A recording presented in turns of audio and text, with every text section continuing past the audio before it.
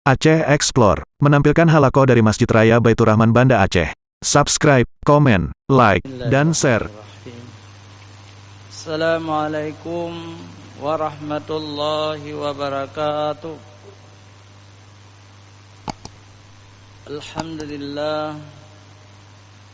Alhamdulillahilladzi asra bi'abdihi lailan minal masjidil haram fi Makkatil Mukarramah ilal masjidil aqsa fi Baitul Maqdis. Wassalatu wassalamu ala Sayyidina Muhammadin wa ala alihi wa sahbihi ajma'in.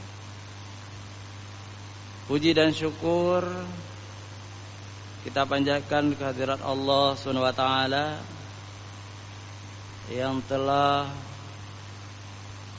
membawa hambanya Rasulullah sallallahu alaihi wasallam untuk Isra Mi'raj dari Masjidil Haram di Madinah, di Mekah, dari Masjidil Haram di Mekah ke Masjid Aqsa di Baitul Maqdis. Selawat dan salam kepada beliau, junjungan kita Nabi besar Muhammad sallallahu alaihi wasallam beserta keluarga dan sahabat beliau sekalian. Yang kami hormati guru-guru kami yang hadir di subuh yang mulia ini, hadirin wal hadirat yang dimuliakan Allah, juga mustami' radio-radio yang turut menyiarkan secara langsung ceramah di Masjid Raya Baitur Rahman, juga masjid-masjid yang turut memancarkannya. Kemarin kami ada di Masjid Raja Tengkuci, Raja Gurah di Pekanbadak. Pak Imam Besar mengatakan setiap pagi selalu beliau menghidupkan radio, memancarkan untuk seluruh wilayah Pekanbadak. Jadi yang seperti itu banyak di Sabang, di Aceh Barat dan sebagainya. Itu baik sekali untuk menyebarkan dakwah Islamiyah. Karena halaqah maghrib dan halaqah subuh di Masjid Raya Baitur Rahman itu adalah setiap pelajaran itu ada hadis, ada tafsir, ada fikih, ada tauhid, ada sejarah Islam dan lain-lain.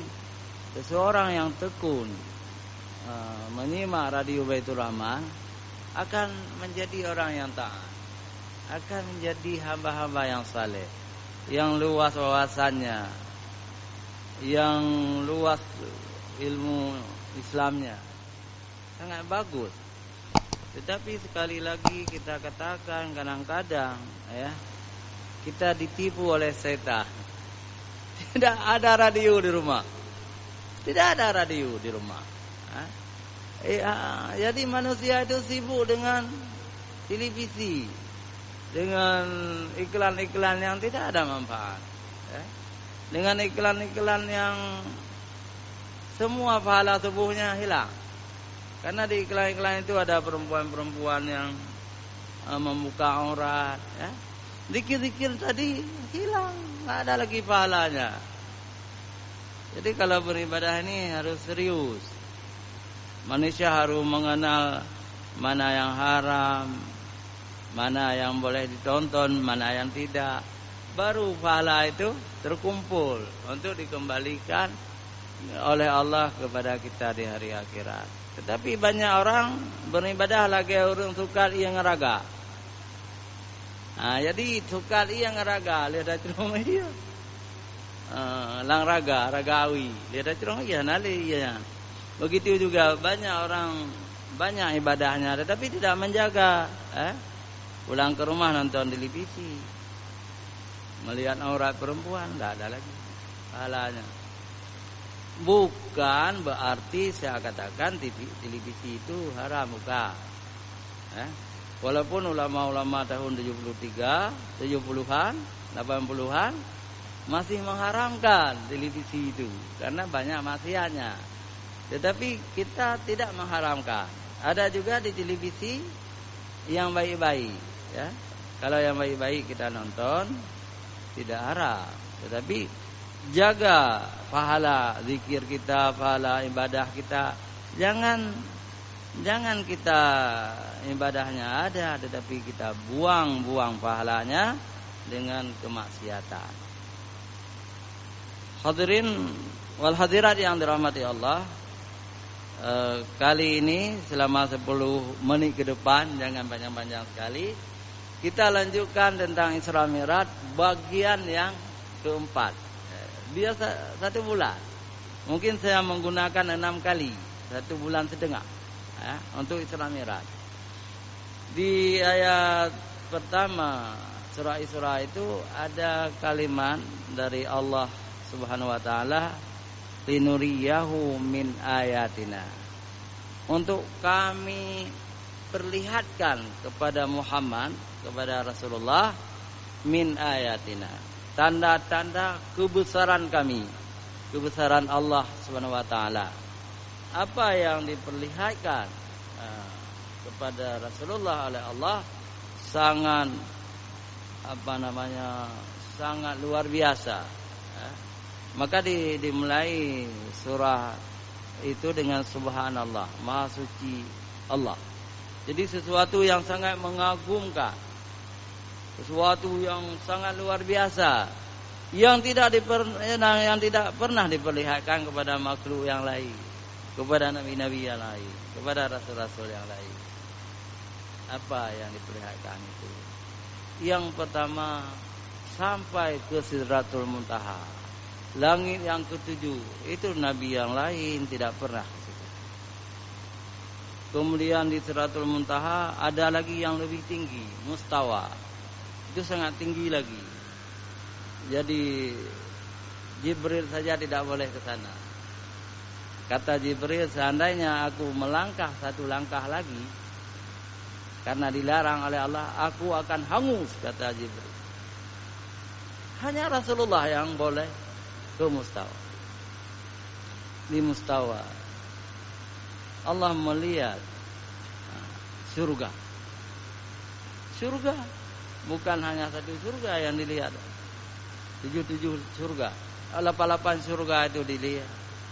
Penghuni-penghuni, walaupun itu sesuatu yang gaib, yang karena ada perbedaan pendapat ulama ahli tafsir, ya.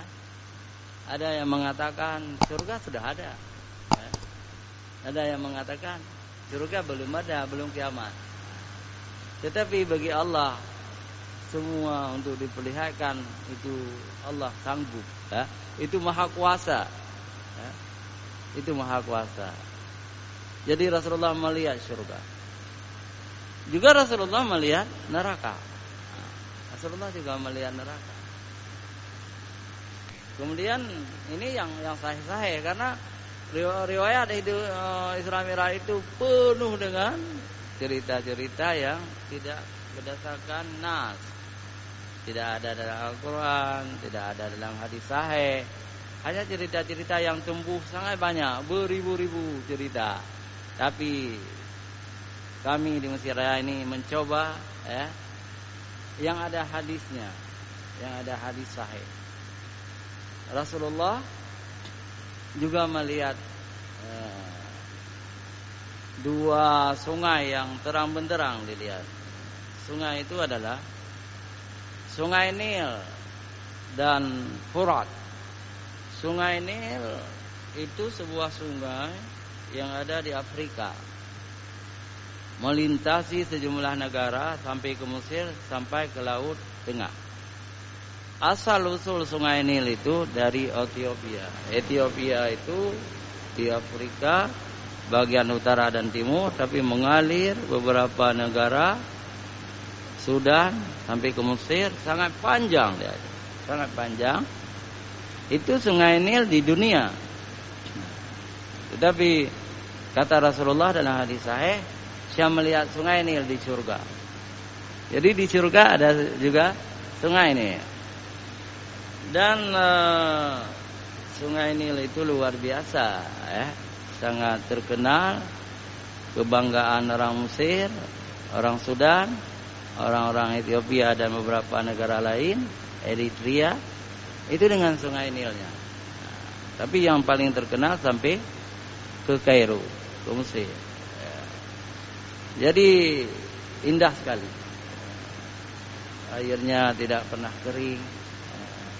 Bisa menghidupkan berjuta-juta petani seluruh, sangat panjang dia itu. Itu sungai ini dilihat oleh Rasulullah di dalam surga. Ada sungai ini. Yang kedua, ada sebuah sungai lagi yang sangat terang dilihat oleh Rasulullah, adalah Furat. Sungai Efrat atau Furat. Sungai Efrat itu ada di Irak. Di Irak. Kemudian nanti bercabang Sungai Efrat itu satu lagi Najlah namanya.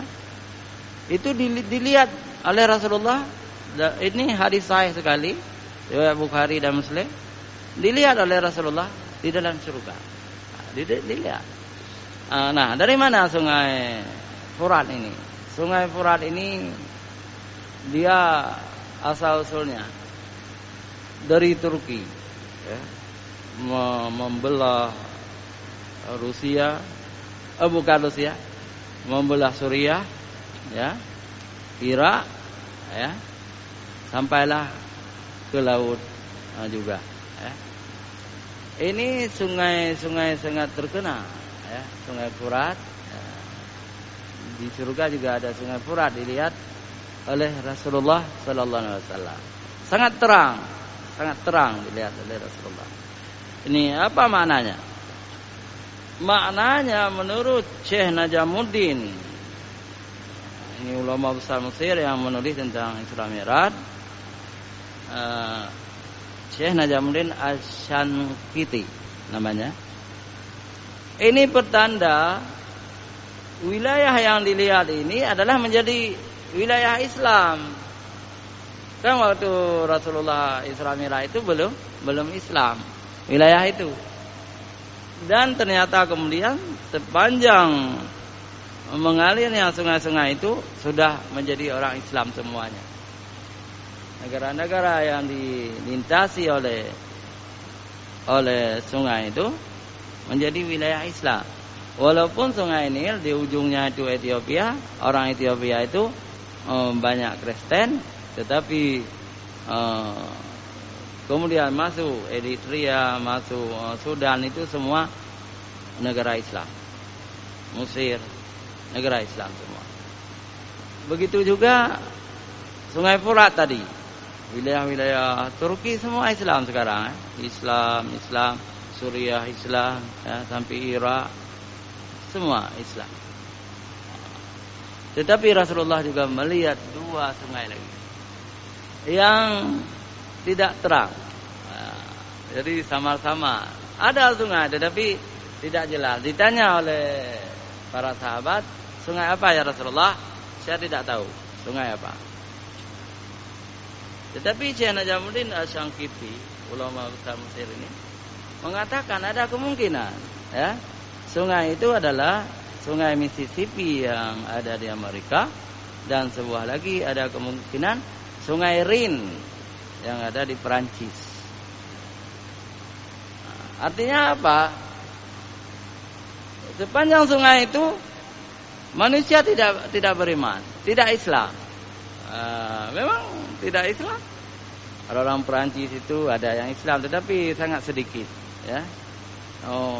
Sungai Rin membelah Perancis, Spanyol, sedikit sekali yang Islam. Walaupun pernah di Spanyol di zaman dulu Islam, tetapi kemudian kalah orang Islam. Jadi sepanjang sungai Nil yang dilihat abu-abu oleh Rasulullah di dalam surga tidak terang, maka sekarang pun umat Islam tidak ada di situ. Yang satu lagi Sungai Mississippi di Amerika. Ya. Di situ juga Amerika bukanlah sebuah negara mayoritas Islam, ya, mayoritas Kristen. Itu dilihat juga. Ini dilihat oleh Rasulullah dengan diterjemahkan, ditafsirkan atau disyarahkan oleh para ulama. Dua sungai yang abu-abu yang tidak terang dilihat oleh Rasulullah di dalam surga adalah sungai yang wilayah orang-orang non-Islam. Hadirin wal hadirat yang dirahmati Allah, adakah Rasulullah melihat Allah? Ada ulama yang berpendapat ada, dilihat Allah. Dilihat Allah oleh Rasulullah di mustawa, di tempat yang paling tinggi, tempat Rasulullah menerima salat 50 waktu, yang nanti tinggal 5 waktu. Tetapi ini terjadi khilafiyah yang luar biasa. Kalau kita baca kitab-kitab menunjukkan lebih banyak ulama yang mengatakan Allah tidak bisa dilihat. Rasulullah tidak melihat Allah. Cuma Rasulullah melihat seperti orang sakit mata, jadi gelap sekali, ada cahaya, ada cahaya. Tetapi para ulama yang mengatakan bukan itu yang dilihat oleh Rasulullah adalah yang dilihat oleh Rasulullah adalah Jibril, bukan Allah. Allah tidak bisa dilihat kecuali dalam surga nanti. Orang-orang yang masuk surga akan melihat Allah terang benderang nanti di hari-hari tertentu, di hari akhirat. Nah, kalau kita ingin melihat Allah, ya kita harus menjadi orang yang baik, beriman, bertakwa kepada Allah. Mudah-mudahan kita bisa melihat Allah di dalam surga nanti. Orang yang tidak masuk surga mustahil. Tidak mungkin mereka bisa bertemu dengan Allah, karena mereka di neraka. Hadirin wal hadirat yang dirahmati Allah Subhanahu wa taala, ini yang sangat sahih yang kita ceritakan. Sangat sahih. Tetapi ada juga hadis-hadis yang kurang sahih, ya, kurang sahih. Jadi juga tidak ada waktu untuk kita ceritakan. Tetapi yang menarik, Syekh Najamuddin As-Syankiti ini mengatakan selain dilihat yang gaib-gaib itu surga gaib, neraka gaib, ada satu lagi jangan lupa. Jadi Rasulullah juga melihat Aras, bangunan yang sangat luar biasa besarnya, bangunan Aras, Arsyil Azim. Itu dalam Al-Quran disebut Arsyil Azim, sebuah bangunan yang sangat besar, raksasa, dilihat juga oleh Rasulullah sallallahu alaihi wasallam. Itu disebut hal-hal yang gaib. Gaib artinya tidak bisa dilihat oleh umatnya. Kita tidak bisa melihat Aras, kita tidak bisa melihat surga dan neraka. Kita tidak bisa melihat sisa manusia dalam neraka atau nikmat dalam surga. Rasulullah sudah menyaksikannya. Tetapi Syekh Najamuddin Asy-Syankiti ini juga memberitahukan kepada kita, karena beliau mengarang ini sekitar tahun 90-an, ya. Sudah modern, sudah tahu tentang ilmu angkasa luar. Ya. Apa yang dikatakan oleh beliau? Jadi Mi'raj Rasulullah itu, ya, sesuatu yang sangat luar biasa. Maka dimulai oleh Allah dengan Subhanallah, Maha Suci Allah. Jadi kekaguman yang luar biasa. Karena Rasulullah juga diperlihatkan oleh Allah Subhanahu wa taala lapisan-lapisan bumi, langit, bumi. Yang kita tahu Allah menciptakan langit itu 7 lapis, sab'a samawat, jadi 7 lapis. Bumi juga wal-ar, walaupun tidak disebut dalam Al-Quran 7, tapi para tafsir mengatakan bumi juga 7 lapis. Di antara lapis-lapis itu, ya, itu sangat tinggi. Dalam hadis dikatakan, misalnya kita ada sebuah tempurung di kepala kita, sebuah tempurung, kita jatuhkan di pintu langit pertama, itu baru sampai ke tanah itu 500 tahun. Coba bayangkan. Artinya sangat jauh. 500 tahun baru sampai tempurung yang kita lepaskan di pintu langit pertama. Kita tentu tidak ke sana, ya. Tentu kita tidak ke sana. Seandainya di pintu langit pertama dilepaskan sebuah benda 500 tahun baru sampai ke bumi. Sangat jauh 500 tahun. Ya. Sangat jauh. Atau ada di hadis yang lain dikatakan ketika Rasulullah berada di pintu langit pertama melihat bumi itu hanya satu noktah, satu titik hitam, begitu jauh. Hadirin wal hadirat yang dirahmati Allah Subhanahu wa taala, banyak sekali pelajaran dalam Isra Mi'raj ini. Insyaallah nanti akan kita dengar peringatan Isra Mi'raj di Mesir Raya ini tanggal 27 Rajab. Insyaallah akan kita dengar. Kalaupun saya ceramah terus-menerus tentang Isra Mi'raj, itu kebiasaan kita memberi semangat kepada masyarakat bahwa bulan ini adalah bulan Isra Mi'raj.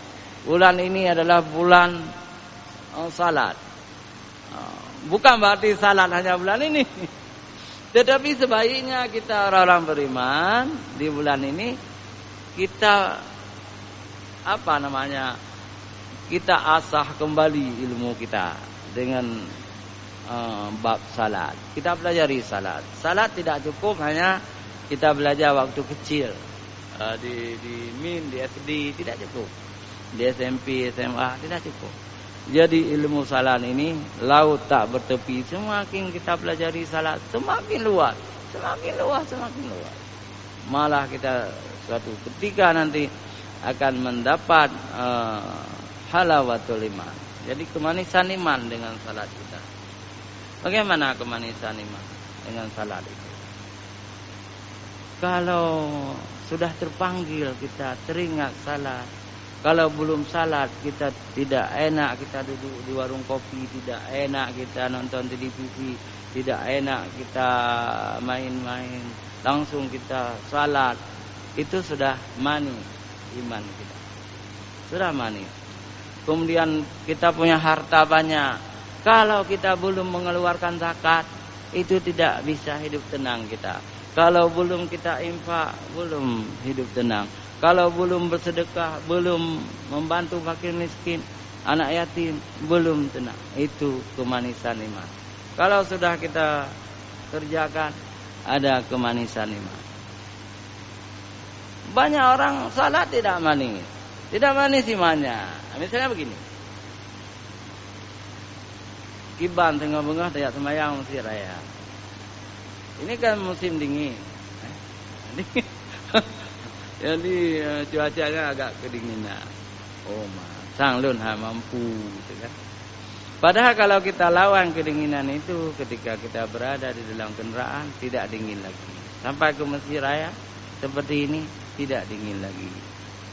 Jadi kami sejumlah komunitas ya malah salat subuh selalu berjamaah ke masjid-masjid keliling Banda Aceh dan Aceh Besar. Ya, ada BBC, ada Jemaat Berkah, ada Arafah, ada Pemuda Subuh, ya. Dan insyaallah tanggal 27 subuh semua berkumpul di Mesir Raya. Subuh tanggal 27 kita berkumpul di Mesir Raya dan penceramahnya top. Imam top, kita enak. Nanti tunggu saja, ya. Insyaallah. Hadirin wa hadirat yang dirahmati Allah Subhanahu wa taala, satu lagi pesan apa kata Syekh Najamuddin As-Sangkiti bahwa Rasulullah melihat juga benda-benda langit yang sekarang bisa diteropong oleh manusia dengan teropong-teropong canggih seperti Hubble. Jadi nampak planet-planet yang dulu hanya 9 planet, ada Plato, ada Mars, ada Saturnus, ada Upuda, macam-macam lah. Saya juga tidak ingat semua. Itu sudah dilewati oleh Rasulullah. Sudah dilewati. Teknologi canggih yang dibuat oleh NASA tidak bisa. Tidak bisa ke situ. Paling-paling mereka hanya sudah meneropong ada Mars. Jadi Mars itu, planet Mars itu seperti neraka. Seperti neraka jahanam, api saja meletus gunung tiap hari di planet Mars itu. Tidak bisa hidup manusia. Nah, ada lagi di planet-planet lain, di Saturnus, tidak bisa hidup manusia. Di planet-planet Plato tidak bisa hidup manusia. Manusia hanya bisa hidup di bumi. Manusia hanya bisa hidup di bumi. Karena panasnya atau dinginnya di bumi ini pas. Di bulan saja tidak bisa hidup manusia. Ini adalah dilihat oleh Rasulullah semuanya. Karena Rasulullah sampai 7 langit. Sampai 7 langit. Sidratul Muntaha. Teknologi 1 langit pun tidak bisa. Misalnya bulan itu.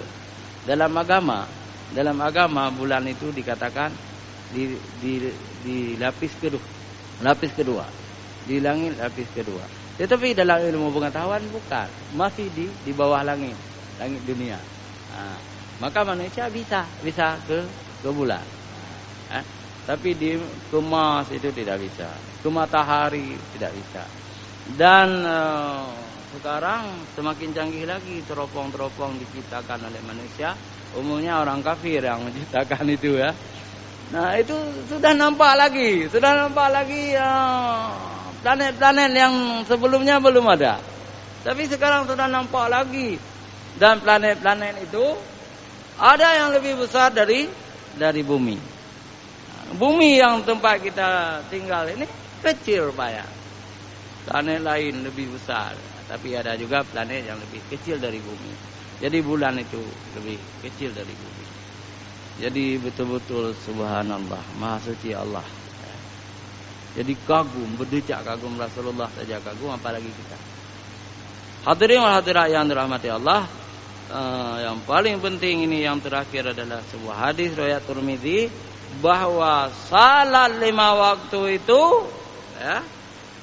ibarat salat 5 waktu itu ibarat sebuah sungai yang mengalir di depan rumah kita, di depan pintu rumah kita. Lalu kita mandi 5 kali, sehari semalam 5 kali. Masih adakah daki atau kalang? Mantang kalang bak tebuh tu 5 ada mana tu bro? Tidak ada lagi, bersih. Begitu juga orang-orang yang salat 5 waktu secara baik, tidak ada lagi dosa. Cuma urusan ada dosa yang mati asal surga apa pula. Tetapi kalau kita tidak salat, sangat berbahaya. Dalam Al-Quran ditanya oleh penduduk surga, karena orang yang tidak salat itu dalam neraka. Mengapa kamu di sana masuk neraka Sakar? Ya dipenghuni neraka menjawab, kami tidak salat di dunia. Tidak salat. Kasihlah makanan kepada kami, karena di surga itu tinggi, neraka itu rendah. Kasihlah makanan kepada kami. Oh tidak. Tuhan kami melarang kami untuk memberi makanan kepadamu, karena kamu tidak salat di dunia. Kan luar biasa. Itu ayat Quran. Dan dalam ayat Quran juga dikatakan bahwa orang-orang yang tidak salat itu akan diberi ma'isyata dzanka, kehidupan yang sulit di dunia ini. Di dunia ini sulit.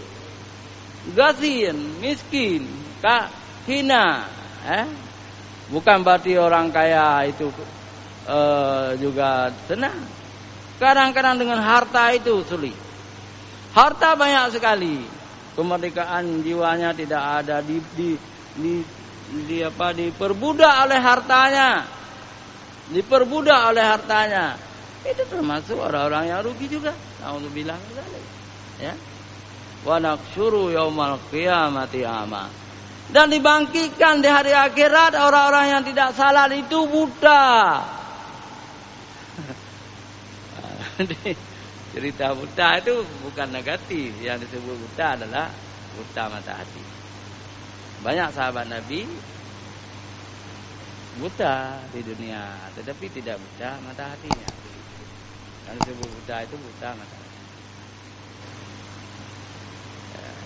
Jadi manusia itu bertanya kepada Allah, Ya Rabbi, kenapa kami dibangkitkan dalam keadaan buta? Allah menjawab, karena kamu di dunia ini melalaikan ayat-ayat kami, perintah kami. Kami wajibkan salat 5 waktu, tetapi kalian tidak mau salat. Rasakan sekarang kalian kami bangkitkan dalam keadaan buta. Nauzubillah. Orang akhirat buta. Buta betul-betul. Apalagi mata hatinya sudah buta. Ada dalam hadis sahih juga dikatakan orang yang tidak salat di dunia di akhirat nanti dibangkitkan oleh Allah Subhanahu wa taala kecil-kecil seperti semut. Nah, UBB Tidom BO. UBB Tidom. Itu penghinaan, penghinaan kepada orang-orang yang tidak beriman, orang-orang kafir. Buta, tambah hubul. Ubay tidak membangkitkan. Karena itu hadirin wal hadirat yang dirahmati Allah, salat itu adalah mi'raj kita kaum muslimin, orang-orang beriman, mi'raj. Kita tidak bisa Islam mi'raj ke langit tidak bisa. Tetapi rohani kita, jiwa kita yang suci dan bersih ini, yang bertakwa kepada Allah, kita sampai juga ke Sidratul Muntaha. Jiwa. Nah, karena itu kita, keluarga dan seluruh kaum muslimin jangan lupa mengajak mereka untuk salat. Hanya sampai di sini, mudah-mudahan berguna bagi kita semua. Hadanallahu wa iyyakum ajmain. Wassalamualaikum warahmatullahi wabarakatuh.